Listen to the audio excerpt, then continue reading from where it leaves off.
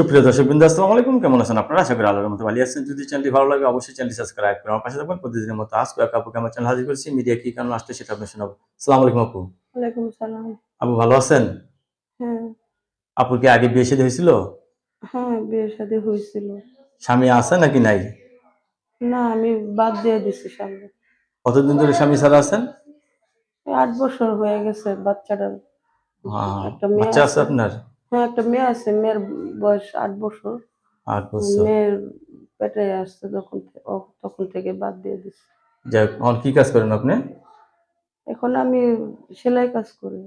সেলাই কাজ করেন। সেলাই হুম। মেশিন আছে আপনার? না, মানুষের বাসায় যেয়ে কাজ করি। মানুষের বাসায় কাজ করেন। কেউ যদি একটা সেলাই মেশিন কিনে দেয় উপকার হয় না? হ্যাঁ, সেলাই মেশিন কিনে দিলে তো উপকার হইতো। দর্শক আপু কথাগুলো শুনলেন। আপু কিন্তু তো সরল সোজা মানুষ। তো আপু নতুন করে সংসার করতে চাচ্ছে। ছেলে যে বয়সেরই হোক আপুর কোনো সমস্যা নেই, ঠিক না? হ্যাঁ, কোনো সমস্যা নাই।